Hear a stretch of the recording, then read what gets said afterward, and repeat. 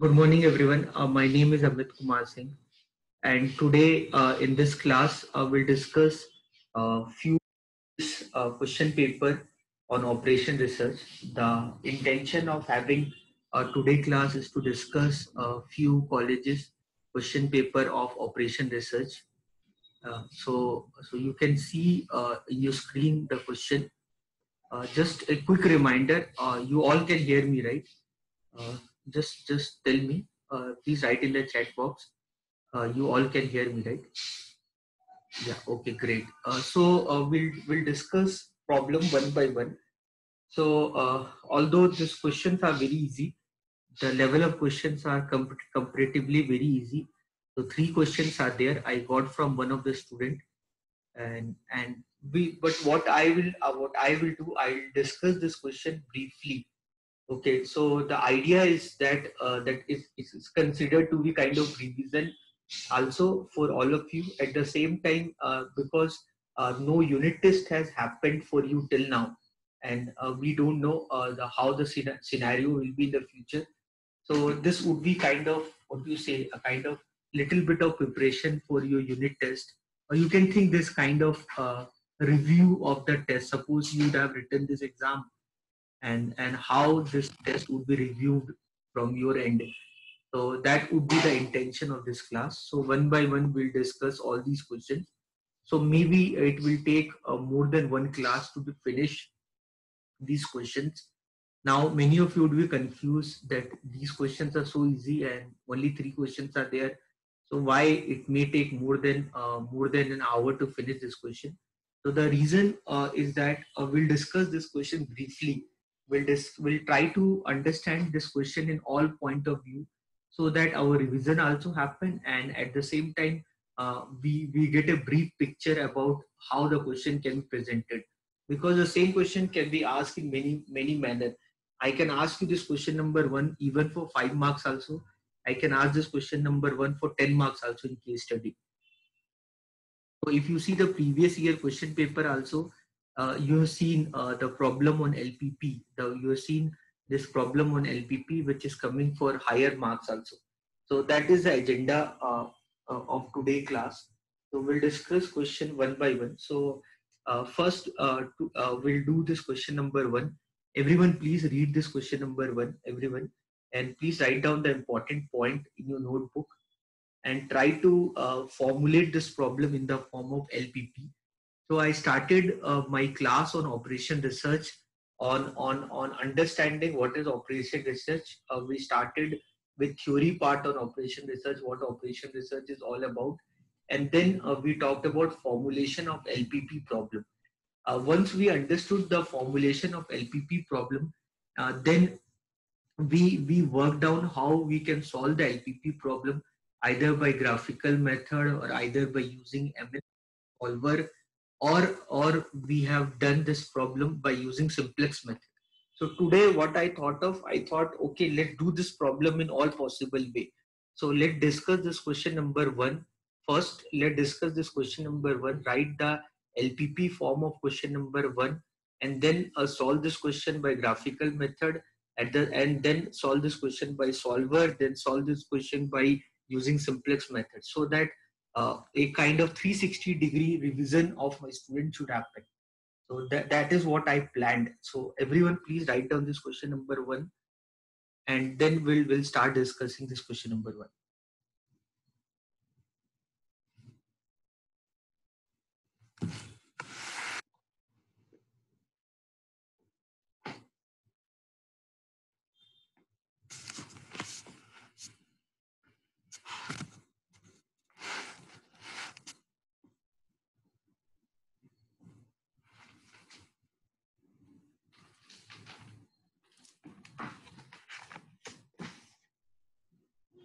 Okay, so this question,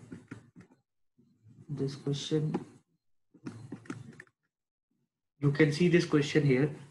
So, so you can see this question here, that a company manufactures two types of product, A and B. Each product has to be processed on two machines, M1 and M2, while product A requires 2 hours on machine 1 and 1 hour on machine 2. Similarly, in product B requires 1 hour on machine 1 and 2 hour on machine 2. The capacity of M1 is 104 hour and M2 is 76 hour. Profit per unit of product A is rupees 6 rupees and B is rupees 11. Formulate this problem. So imagine when we start solving the problem, we first decide our decision variable. So you can see decision variable, how to decide. For understanding the decision variable, you can understand for which profit and loss in the exam, in the question paper is given. That should be my consideration for decision variable. And then, so by that you can understand, here they're talking about profit on product A and they're talking about profit on product B. So my decision variable will be the number of units of A and B what I'm manufacturing. Okay. Here when we write the theoretical part of the question, we see the time period, but in this problem time period as such is not mentioned. So I'm just assuming. So I'll write my decision variable. So I'll write my decision variable. So my decision variable for this would be let x1 is the number of units. Let x1 is the number of units of product A which is manufactured. So let x1 is the number of units of product A which is manufactured. Here a time period is not mentioned, so I cannot do anything on that. So let x1 is the number of units of product A what is manufactured, and similarly x2 is the number of units. X2 is the number of units of product B. Let x2 is the number of unit of product B which is manufactured. So these are my x1 and x2. So you can write anything in place of x1, x2. You can write A, B, C, D also. You can use any variable. All that doesn't matter. So my decision variables are x1 and x2. How to define that decision variable? So for that, you need to understand that whenever you write LPP problem, a linear programming problem, that start with the objective function. So objective function would be either maximization or either minimization. So that maximization or minimization you can understand by reading the problem. So you can see here they're talking about profit per unit on product A and product B. So on that basis, I define my decision variable. So my decision variables are x1 is the number of unit of product A which is manufactured, and x2 is the number of unit of product B which is manufactured. Okay, so once I done this part, then what I will do, then everyone please write down the problem. Okay, so those who have not written down the problem, please write down the problem, because then you may not to see the problem. Okay, so once I define my x1 and x2, I define my x1 and x2, then what I'll do, I'll draw a table. So then I'll draw a table. So then I'll draw my table. So I'll talk about product A and I'll talk about product B. So I'll draw my table of product A and product B. Okay, this is a rough diagram. So what they have mentioned, the problem, a company is manufacturing two products A and B. Each product has to be processed on two machines, M1 and M2. So this A and B, so they are processing on two machines, M1 and M2. Okay, then what they mentioned, product A requires 2 hours on machine M1. So 1 unit of product A requires 2 hours. 1 unit, okay, 1 unit require 2 hours on M1. Okay, so how many units you are manufacturing? You are manufacturing X1 unit. Okay, so X1 unit will take how many hours then? It will take 2x1 hour. I hope you are understanding. Okay, you are understanding, right? So that thing will write in the form of equation. So this thing I will not write again. I hope you understand. So 1 unit, if it take 2 hours on machine M1, then X1 unit will take 2x1 hour on machine M1. Okay, so before that, just write down the problem. So product A required 2 hours on M1 and 1 hour on M2.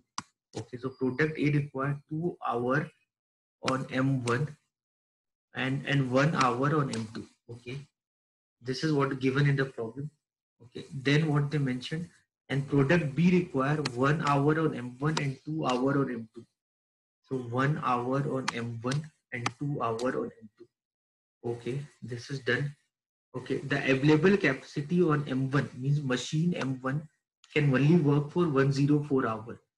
This 104 hour is for 1 week or 1 month or 1 year, that is not given. So we also, for the time being, we don't think on that part. So the total capacity, so the total capacity, is given M1. For M1 it is 104 hour. This is 104 hour, and this is 76 hour. Sometime in question, no, sometime in question, be careful. Sometime in question, these things. Sometime in question, maybe this hour. Sometime in the question, they will not write hour. Sometime in question, they will write minute. Okay, they would be given in minute that time for M1 and M2, and the total time they would have given in hour. So please be careful about unit conversion. So imagine if the data is given in minute and the total time is given in hour, then either convert the total time in minutes by multiple hour into 60, or convert the minute into hours by dividing by 60. So be careful about the units on the time and all. Okay, so here everything is in hours, so no problem for me. Okay, then going further, it is given. Okay, now profit per unit of A is 6 and B is 11. So I can write profit per unit. So profit per unit of A is given rupees 6 per unit, and this is given rupees 11 per unit. Okay, so you can understand. So on 1 unit, if your profit is 6 rupees, so on X1 unit, your profit would be 6x1 unit. So I hope you understood this. So this much is given to us, and then I can write my objective function. So my objective function, will be 6x1 plus 11x2. So this would be my objective function. Now, in order to get this objective function, there will be some constraints. So you will write your constraints. So your constraints are, what are your constraints? So not much. Question is very easy. So first constraint you can write for M1. The M1, the total time is 104 hours. So you can write 2x1 plus x2. The total time, you can use either 104 hour or less than 104 hour, and this would be x1 plus 2x2. This would be maximum you can get, is 76 hours. So you can, if you want, you can write in bracket. If you want, you can write in bracket M1 constraint. So this is constraint on machine M1, and this is M2 constraint. Okay, and then no other constraint is written. Only this much question is there. So then you can write non-negativity restriction. So your non-negativity restriction you can write. So non-negativity restriction. So you can write non-negativity restriction that x1 and x2 should be greater than, or x1 and x2 should be greater than or equal to 0. So that's it. That's it. So this is the total answer. So this is the total answer. So this, whatever marks this question came, they just mentioned formulate the problem. So formulate this problem. So this is this all. You just have to do this much. This question, if it comes for 5 marks, you just have to do this much. Okay. Now the same question can come in case study also. Now the same question can come in case study where I can ask you, tell me the value of x1 and x2. Solve this problem. The question can be, formulate the problem and solve it. So then this question would be case study, 15 mark question. If it comes for simply, if the question came formulate the problem, so means your work is done. Your work is done. You write this much, your work is done. you write this much, your work is done. So if they ask you formulate the problem, you write this much, your work is done. But the same question can come in case study where they may ask you solve this problem, find the value of x1 and x2. So what I'll do is a kind of revision.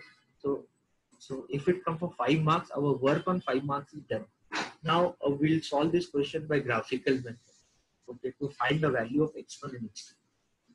Fine. So those who joined late, please read this question. Question number 1. We are doing a kind of quick revision.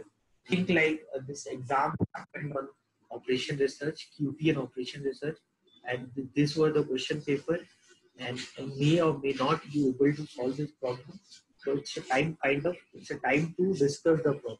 So we are discussing the problem. So this is the actual question paper of one college whose names and all we don't want to discuss in this class. So our objective is to solve more and more problems like this on operation research, so that you should develop 360-degree approach on how to solve the problem whenever you get an exam.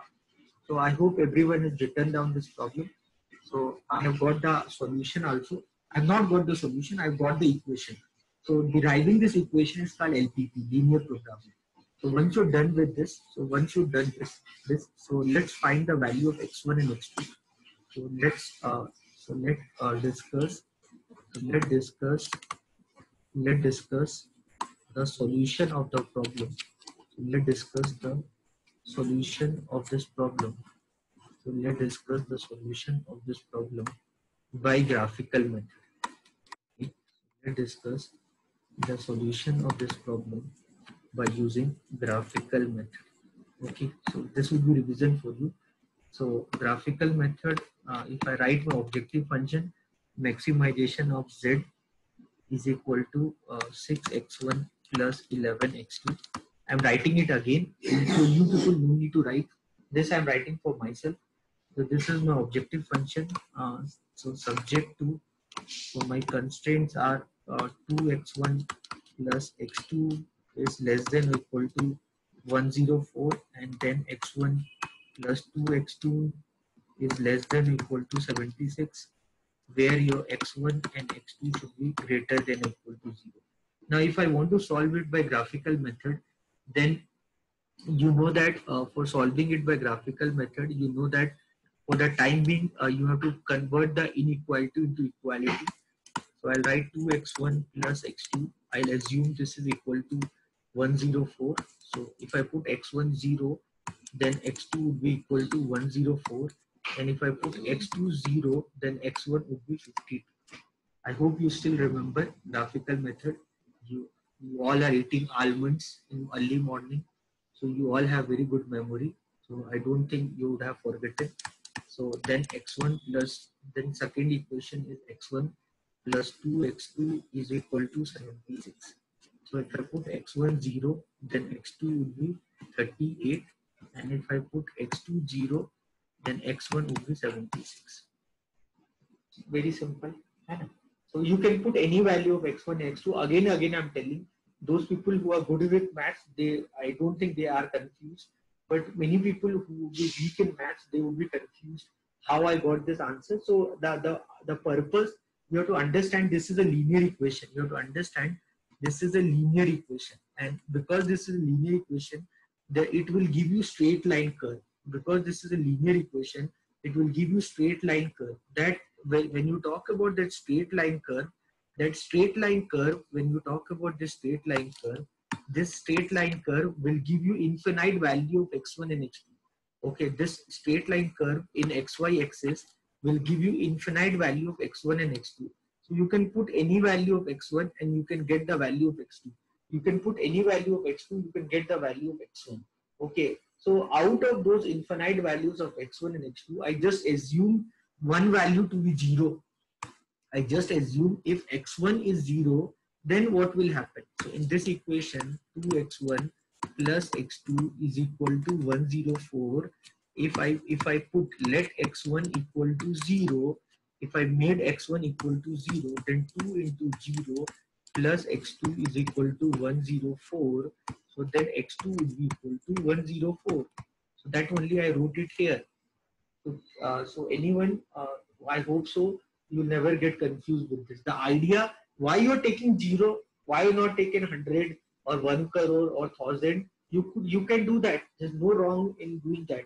But the purpose of doing this by putting this zero is to make the calculation easy, so that we get the answer very fast. So in your basic mathematics class, in your schooling and all, definitely these things would have been taught to you. Okay, once you're done with this, now I'll plot the graph. Once you're done with this, now I'll plot the graph. You can see both x1 and x2 are positive values, so they will come in first quadrant only. Suppose the x-axis talks about x1 and y-axis talks about x2.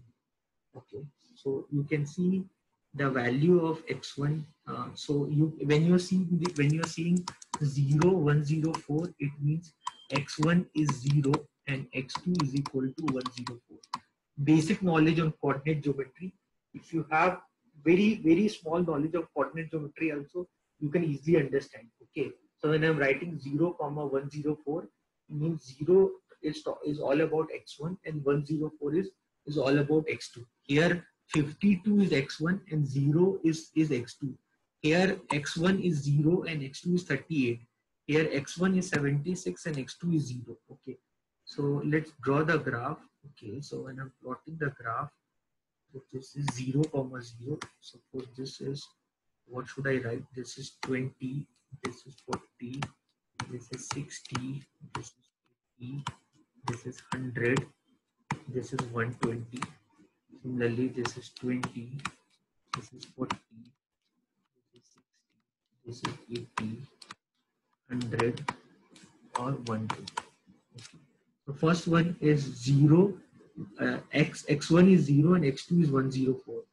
So x1 is 0 and x2 is 104. x1 is 0 and x2 is 104. This is 104. This is 0 comma 104. So x1 is 0 and x2 is 104. Then next one is 52 comma 0. 52, this would be 50. 52 comma 0. 52 comma 0. So x1 is 52 and x2 is 0. Okay. Now what you do, draw a line on this.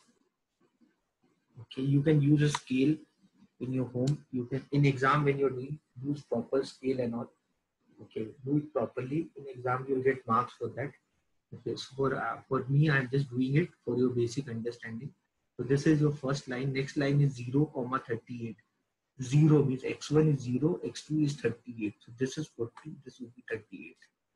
So this is 0 comma 38, and then 76 comma 0. So x1 is 76 and y2 x2 is 0. So this would be very close. So this would be 76 comma 0. So this is 76 comma 0.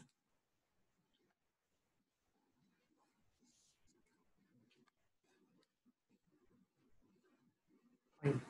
Now once you're done with this, so I believe you understand, this line is basically 2x1 plus x2. This is less than or equal to 104. This is less than or equal to 104. So here, this, when you see this, this line is equal to, okay, this line is equal to. Now I need the area. I need the area for along with less than, along with equal to should be less than also. So less than means, whenever I talk about less than, what is less than? This is less than. This all values are less than. So this is less than. Okay, so better would be if I do it like this. So this is less than. So this is less than. This is your line. This is less than. Okay, you got it wrong. Okay, fine. Similarly, for this line, second line, when you see the second line is x1 plus 2x2, that is less than or equal to 76. So again, this is less than. So if it less than, and you know that x1 and x2 should be greater than or equal to 0. So I'll not consider these values and all. So these values and all I'll not consider. Okay. So I'll only consider the positive value of x1 and x2. Okay. So now for this line, your graph would be like this. This would be your graph. Now, what you can understand, what would be the feasible region? So by looking at these two graph, what would be your feasible region? So the feasible region would be the region which is common between the two lines. So what is the region common between the two lines? So the region which is common between the two lines, this is one A, this is the region which is common between the two lines. So you can understand. This is the region which is common, A, B, C and D. So the area ABCD would be the common region between the two lines. So whenever you draw the graph, whenever by the graphical method, whenever you plot the graph, you will find the area which is common between the two regions, and that would be a feasible region. So this is my feasible region, and the coordinate of this feasible region is called as your corner points. So you can write your corner points. So your corner point is A. A means 0, 38. Then B, will find B. What is C? C is 52, 0. C is 52, 0, and D is 0, 0. And if you notice the point B is the intersection of the two lines. If you see the point B is the intersection of the two lines. So how to find the coordinate of point B? Either if you have graphical paper, if you are doing a graph paper, then it's very easy. You can just see the value. But if you're not doing graph paper, you have to do it mathematically. So the point B is the, when you see point B is the intersection of two lines. Okay, so how to find the point B? To find the point B, solve the equation. So these are the two equations. You just solve this equation. So the first equation is 2x1 plus x2 is equal to 104. And the second equation is x1 plus 2x2 is equal to 76. So solve this equation. So by elimination method or substitution method, I know you how to find the value of x1 and x2. You can easily do that. Suppose if I add them, so 3x1 plus 3x2 is equal to 180. So x1 plus x2 is equal to x1 plus x2 is equal to 60.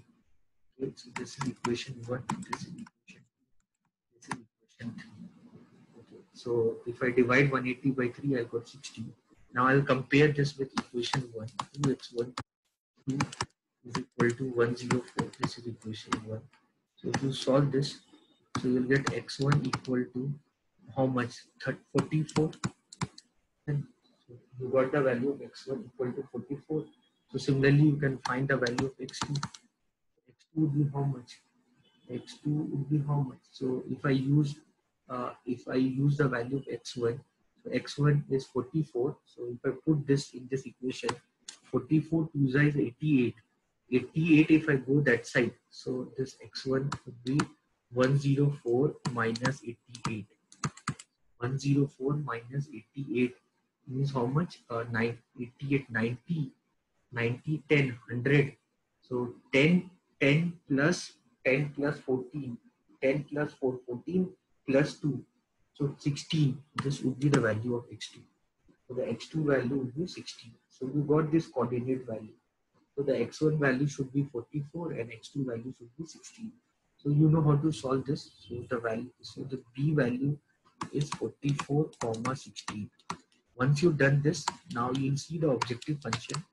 Your objective function is how much is, what is your objective function? 6x1 plus 11x2. Your objective function, this is your objective function. So your objective function is 6x1 plus 11x2. Now you can put this value. So that this would be 38 into 11. That is 418. 38 into 11, 318. 418. This would be 52 into 6. This would be 312. This is anyway 0. Okay. This would be how much? 6 into 44. So 44 6. This is 264. 44 6 is 264 and 16 11 is 176. So this is 40 450. So this is 44. Space is not there. So 44 into 6 plus 11 into 16. You get 450. So your objective is to maximize the value of Z. So where you're getting the maximum value at this value. So this is your value of x1 and x2.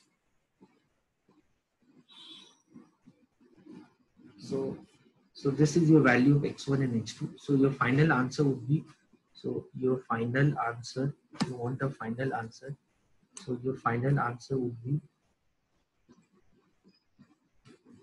so your final answer is x1 is equal to 44, x2 is equal to 16, and z value is equal to 450. Is your final answer. So this I got by graphical.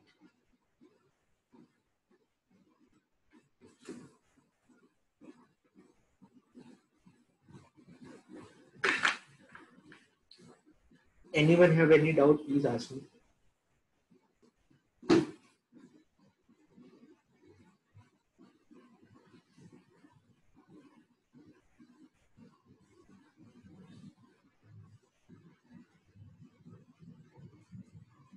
Anyone have any doubt, please ask me.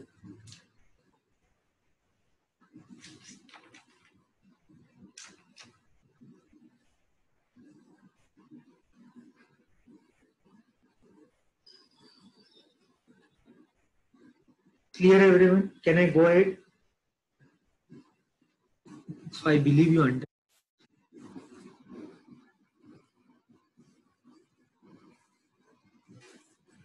Now the same problem I can solve by using graphical by solver also. So under data, you have solver.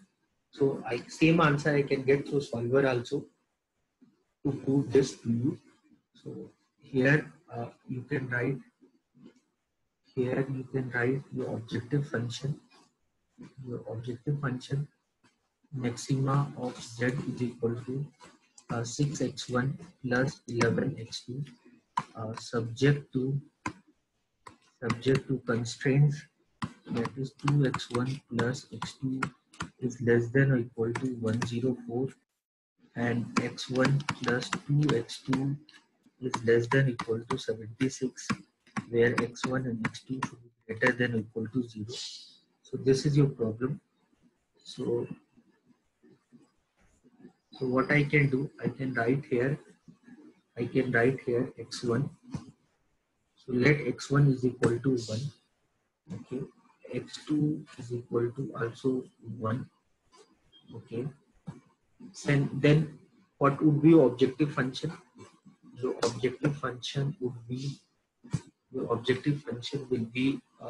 then your objective function will be 6 into x1 plus 11 into x2. So this would be your objective function.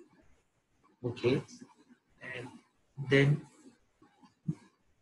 constraint 1, and your constraint 1 would be 2x1 plus x2, and this should be less than or equal to 104. Okay, and your constraint 2 would be x1 plus 2x2. This should be less than or equal to 76. So already I have taught you solver, using solver, just kind of revision for you. Okay, and then you know that your x1 and x2 should be greater than 0. So x1 it should be greater than or equal to 0, and your x2 should be greater than or equal to 0. Non-negativity restriction.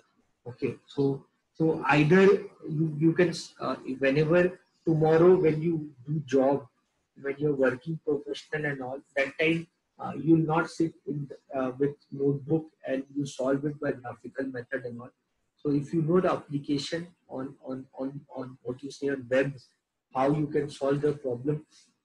And you don't have to waste your time solving mathematically. So everything is available. So now you can use the tool in Excel called Solver. So you need to go to data. So go to data. Under data, you can see there's a command called Solver.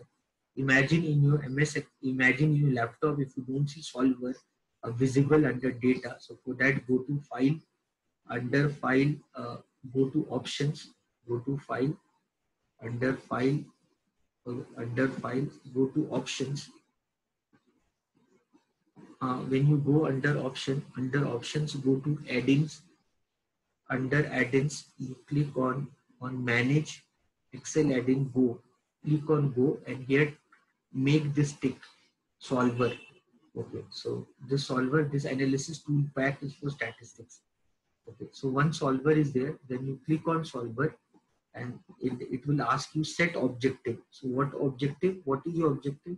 This is your objective. Okay. So what do you want with this objective? I want to maximize it. Okay. So by default, maximization will come. Okay. Then it will ask you by changing variable cell, which it is asking you the decision variable. Click here and select them. These two cells, X1 and X2. What are your decision variable? Click on them. Okay. Then it will ask you constraint. So what are your constraints? First constraint. What are your first constraint? This is your constraint. This should be less than or equal to 104. You can write 104. Then add.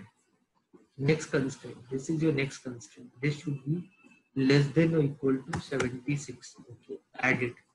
Okay. What is your third constraint? Your third constraint is that your x1 should be greater than or equal to 0. This is your third constraint. Add. Add. Okay. Then fourth constraint, that your x2 should be greater than or equal to 0. So 4 constraints are there. I have written all the 4 constraints. So first thing, set objective. Objective means your objective function. Then what? Maximization. By changing variable cell means your decision variable. Then write all your constraints and then click on solve.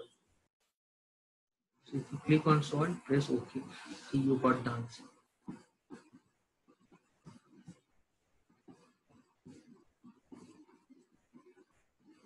You can see the answer what you got.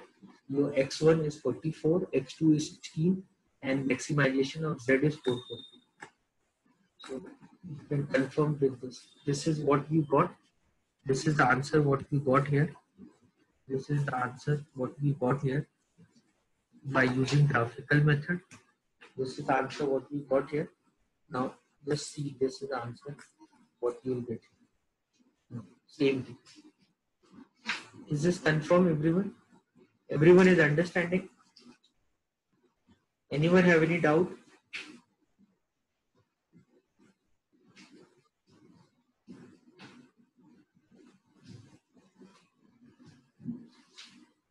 Anyone have any doubt?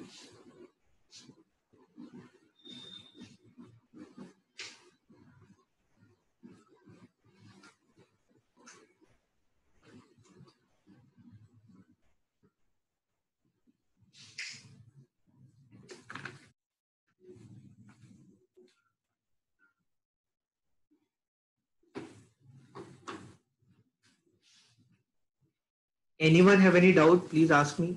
Please write in the chat box.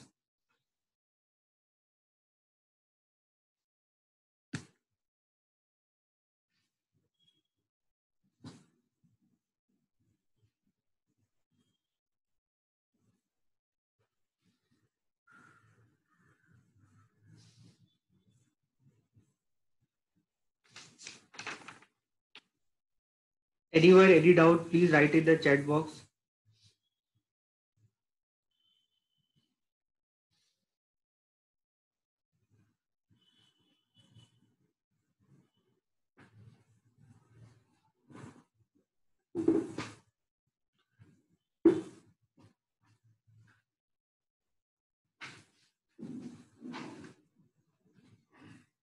Clear, everyone? Everyone understood?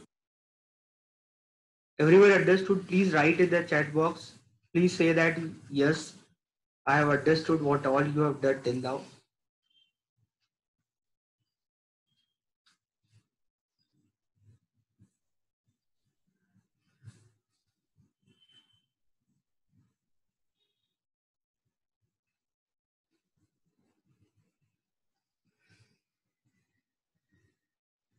Fine, you all have understood, right?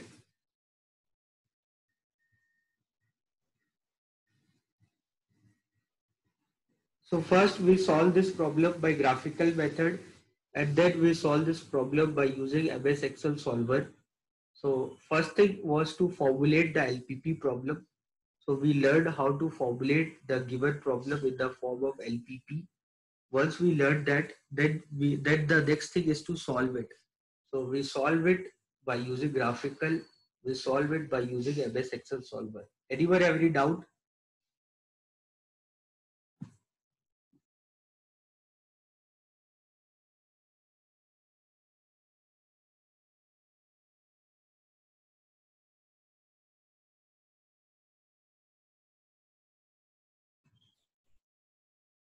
Now the same problem we'll solve it by using a simplex method. Okay. Now you learned by graphical, you learned by MS Excel solver. So let's solve this problem by using a simplex method.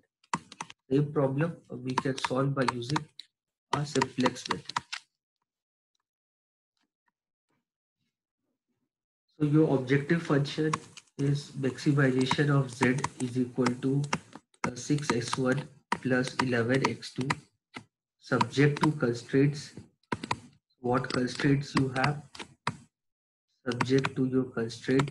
Your constraints are 2x1 plus x2 that should be less than or equal to 104. Second constraint is x1 plus 2x2 is less than or equal to 76, where your x1 and x2 should be greater than or equal to 0. You constraint your whatever the decision variable you're using, it should be either 0 or that should be greater than 0. Okay, we can never introduce decision variable which are negative. Okay, now in order to solve this problem by using a simplex method, what we'll do, we'll first try to convert the inequalities constraint into equality. Okay, so how we do that? For doing that, we introduce slack variables. So here two constraints are there. So we'll introduce two slack variables. So let those two slack variables are x3 and x4. Okay, and then the next thing is that whenever you're solving the problem by using simplex method, then your objective function should always be maxima.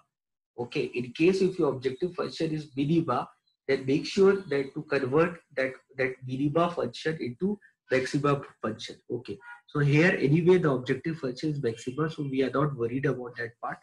So what we are worried about, we are worried about how we can make a table for that. Okay, so what I can do, I can convert this into equality by writing 2x1 plus x2 equal to plus x3 equal to 104, where what is x3? The x3 is your slack variable. So you introduce that variable x3. Why you introduce this variable? This variable would be 0 in case if 2x1 plus x2 is 104.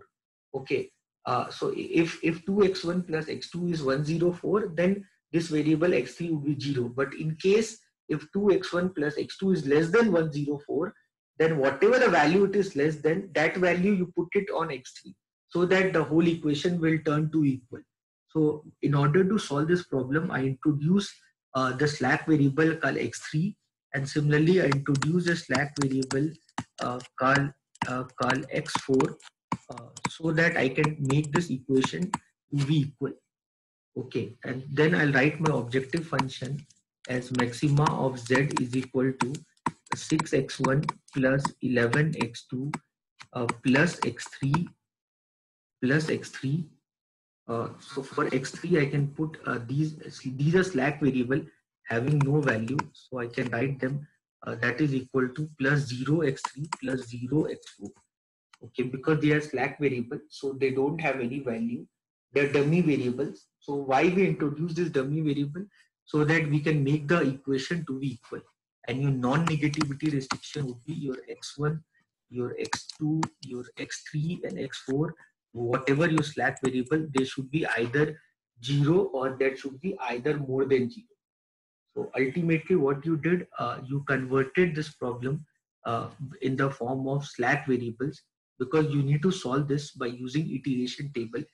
So once you've done this, once you introduce the slack variable and all, now what I'll do, I'll iteration table.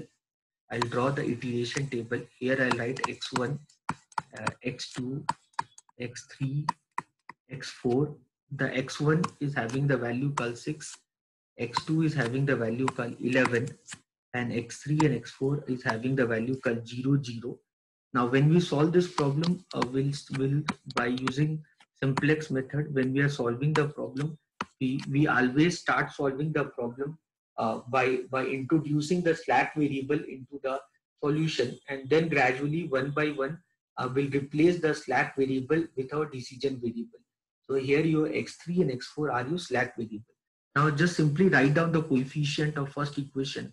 So you can see the first equation is this. So what is your coefficient of that? The coefficient of this is 2, this is 1, x3 is 1, x4 is not given, so put it 0. For second equation, you can see the second equation. You can see the second equation. So the second equation, your decision variable coefficient of that is, for x1 it is 1, for x2 it is 2, there is no x3 so it is 0, and x4 it is 1. And whatever is your right hand side, I'll write it here. Your right hand side is 104 and 76. Okay, and these values, what you wrote, these are called CI values. And then here I'll write theta. Okay, already we have discussed simplex method in the past. It's just a kind of revision for you.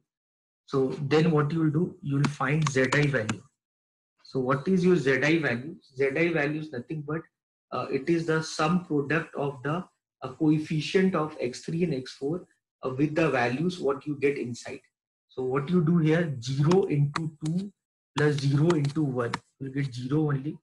For everywhere you will get 0 because x3 and x4 are 0. So because the coefficient of x3 and x4 are 0, so here you will get 0 only everywhere, and this is also 0 only. Okay. So because x3 and x4 are 0, then what you will do, find Ci minus Zi. Find Ci minus Zi, 6 minus 0, 11 minus 0, 0, 0. So now you find Ci minus Zi. So this determination of Ci minus Zi we'll do till the time our Ci minus Zi is either all are 0 or either negative. So you can see your Ci minus Zi is not 0. So out of all Ci minus Zi, we'll choose that Ci minus Zi which is the bigger. So the bigger one. So the bigger one is 11. So it means 11 correspond to x2. It means now x2 will enter into the solution. So if x2 will enter into the solution, then it means x2 will replace, it means the x2 will replace either x3 or it will replace either x4. So to determine that, what we'll do, we'll determine theta. What is theta? Theta is 104 divided by 1. Theta is 104 divided by 1, or your theta is 76 divided by 2. So out of this, whichever is lesser value, out of this, whichever is the least value, so that least value determine which is exiting from the solution. So the least value, you can see the least values correspond to x4. So the least value is correspond to, out of 104 and 38, which is the least value? Least value is 38. It means x4 will exit the solution, and in place of x4, now the x2 will come. Okay, so you have to understand this. So once you understood this,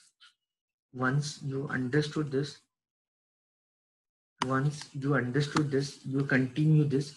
So here x3 is 0. Sorry, here x3 is 0, and in place of x4, now x2 will come, and the coefficient of x2 is 11. Okay, and what we do, we called something called pivot element. So the value corresponding to that is called pivot element. So 2 would be your pivot element. So all the values you divide by 2. So all the values here you divide by 2. So this you get 1 by 2. 2 divided by 2 is 1. And this is 0. 0 divided by 2 is 0. And 1 divided by 2 is 1 by 2. Okay, then 76 divided by 2 is 38. So already we have discussed simplex method in the past. I have made a lot of videos on simplex method. So just the idea of doing this is kind of revision. So now I have to put the value of x3. So now I have to put the value of x3. So in order to determine the value of x3, we'll use a method. But the intention is to make sure the corresponding value of x3. So this is 2. So the corresponding value of x3 here, that should become 0. So how to do that? For that, write down the old values of x3. Write down the old value of x3. So these are the old values of x3. So write down the old values of x3. So those are 2, 1, 1, 0, 2, 1, 1, 0, 2, 1, 1, 0, and 104. Compare that with the new value. New value, what values you got? New values. New values, what you get? Compare with this new values. So your new values, what you got of x3, those values are 1 by 2, 1, 0, 1 by 2, and 38. Okay. So you compare with this, and when you compare with this, you follow the formula. That old value minus new value, what all you got there, into the constant. What would be the constant here? So into the constant. So the constant would be the value. What is the value? The value which is corresponding to the value 2 here. So this value is not visible. So this value. So the value which is corresponding to 2. So this value is 1. So anyway, the 1 does not make any significance. So this would be 2 minus, this is 2 minus 1 by 2 into 1. So you will get to how much? You will get 3 by 2. And 2 minus 1 by 2. 1 by 2 is 0.5. 2 minus 0.5 is 1.5. So I wrote 3 by 2. So 1 minus 1 into 1 is 0. So 1 minus 0 would be 1 only. So 0 minus 1 into 1 by 2, you will get minus 1 by 2. And then this is 104 minus 38 into 1. So 38 into 1, this is 6. This is 6. And this is 9 minus 3, 66. So that value what you got here,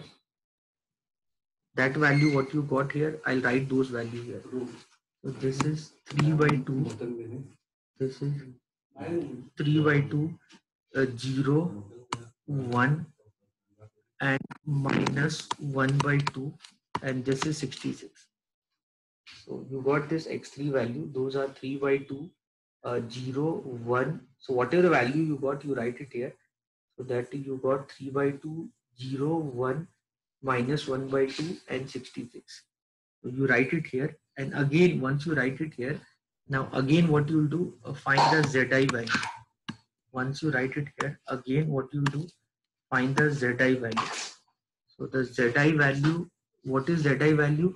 Multiply and add. So 0 into 3 by 2 plus 11 into 1 by 2. So this is 11 by 2. So 0 into 0 plus 11 into 1. This is 11. 0 into 1 plus 11 into 0. This is 0. And then 0 into minus 1 by 2, leave it. And 11 into 1 by 2. This is 11 by 2. And then this is what? 418. 38 into 11. 418. So you got this zi value. Now find Ci minus zi value. So Ci minus zi. So Ci for this is 6. So find 6 minus 11 by 2. 6 minus 11 by 2. 11 by 2 is 5.5. So 6 minus 5.5 is 1 by 2. So this is 1 by 2. Okay, fine. Then this is 11 minus 11. This is 0. Okay. So 0 minus 0 is 0. Okay. Then 0 minus 11 by 2. minus 11 by 2. Okay, so once you see this, so once you find, so you will continue this work till your Ci minus Zi should be either 0 or negative. So if you are not getting 0 or negative, means you are not getting a solution, perfect solution. You can see still I am getting a positive value. So this 1 by 2 is positive. It means, what that means? That means it will enter into the solution. And if it will enter into the solution, it means if it entering into the solution, it will replace either x3 or either x4. So for that, what you'll do, you'll find the theta. So how will you find the theta? So 66 divide by 3 by 2. So how much you'll get? 44. Then 38 divide by 1 by 2. 38 divide by 1 by 2. How much you'll get? 76. Out of 44 and 76, which is the smaller value? The smaller value is 44. It means 44. It means x3 will exit the solution, and in place of x3, the x1 will come. So in place of x3, now write, now in place of x3, now in place of x3, now in place of x3, now write x1. Now in place of x3, write x1. So the coefficient of x1 is 6. So in place of x3, write x1. The coefficient of x1 is 6. The coefficient of x2 is 11. And the theta, what is theta for that? So the theta for that is 3 by 2. Okay, so 3 by 2 by 3 by 2 is 1. Divide all the element of that row by 3 by 2. 0 divided by 3 by 2 is 0. 1 divided by 3 by 2 would be 2 by 3. And minus 1 by 2 divided by 3 by 2 would be minus 1 by 3. So this would be minus 1 by 3. And 66 divided by 3 by 2 would be 44. So you got this value. Now I'll find the value of x2. Now I'll find the value of x2. For that, what I'll do, first I'll write the old values of x2. So the old value of x2 is 1 by 2, 1, 0, 1 by 2, 1 by 2, 1, 0, 1 by 2, and 38. Compare that with the new value. The new value what you got for x1, that is 1, 0, that is 1, 0, 2 by 3, minus 1 by 3, and 44. And what is the constant for that? So the constant for that would be 1 by 2. So apply the formula x2 minus 1 by 2 of new element. Okay, so 1 by 2 minus 1 by 2, this would be 0, this would be 1, this would be minus 1 by 2 into 2 by 3. That would be minus 1 by 3. Okay, and this would be 1 by 2 minus minus plus 1 by 2 into 1 by 3. If you take 1 by 2 common, so 1 plus 1 by 3 is 4 by 3. So 4 by 3 into 1 by 2, you will get 2 by 3. So you will get 2 by 3. Then 38 minus 44 into 1 by 2. 44 into 1 by 2 is 22. So 38 minus 22, you will get 16. So write those values here. So you will get 0, 1, minus 1 by 3, then 2 by 3, and then 16. Okay. Okay. Okay. Now once you get this, now what you can do, you can find the value of Zi. So Zi for this would be 6. Okay, this 6 minus 0, then this would be 11. Okay, this would be 4. 4 minus this would be 4. 4 minus 11 by 3. 4 minus 11 by 3 is 1 by 3.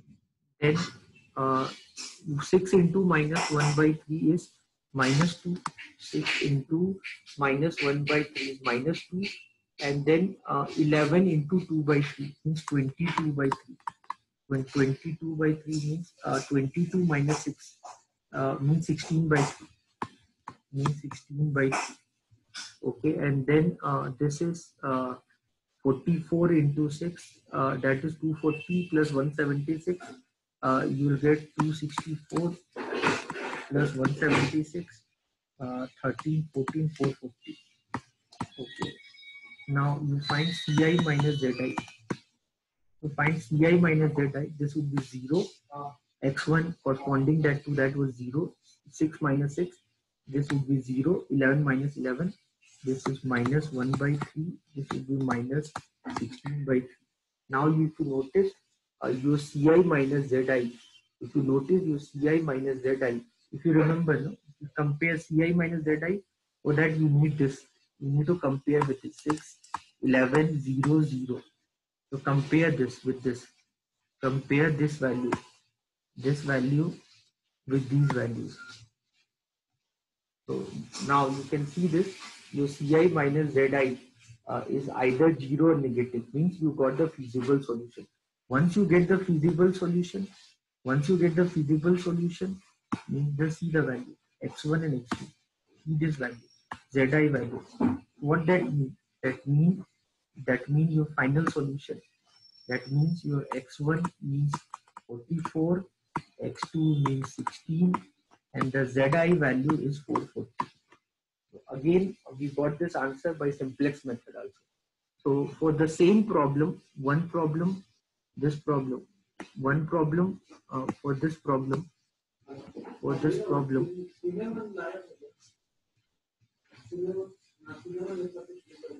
now for this problem, if you remember, we started discussing on this problem. Now for this problem, we formulated the LPP. We first formulated the LPP. So we did not stop our research once we just simply by creating the LPP problem. So after we created the LPP problem, we solved this problem by using graphical method. So we use graphical method to solve this problem. And once we solve this problem by graphical method, then also apart from graphical method, I have taught you how to find the answer for this problem by using a solver. And then the same problem I have solved by using a simplex method. Okay, so you can watch the video later on if you have any doubt, and you can come up with your doubts if you have anything. So the recorded form of the class will be uploaded to you very soon, so you can see everything and your doubts will be clear. So now we have. So now I hope you can understand that in what manner, till what extent we can do research to solve the given problem. So the same problem I have solved by graphical method, I have solved by solver, I have solved by simplex method, and by doing all the way, I got the same answer. So I hope you understood the kind of hard work which is being put for all of you, so that you can understand the problem in one approach of 360 degree. Okay, so so that was the intention of today's class. I hope you liked the today class, and it was learning for all of you. So if you like the class, then probably please make sure that you subscribe to my channel in YouTube, and you keep watching my videos, so that you'll get more and more information about your subject knowledge. And apart from that also, what is happening around in the competitive world in contest to mathematics, you will get a proper knowledge. So anyone have any doubt? Anyone want to ask anything? Please ask me. Anyone have any concern? You want to ask anything?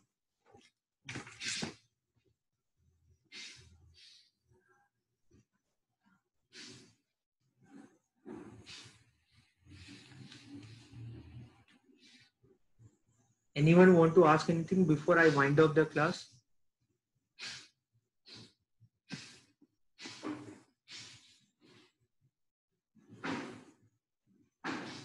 Okay, so I believe all your doubts are cleared, and you like this session. So it's time to wind up the class. Fine, everyone. So with that intention, I'll wind up the class. Thank you, everyone. See you for next class on Saturday.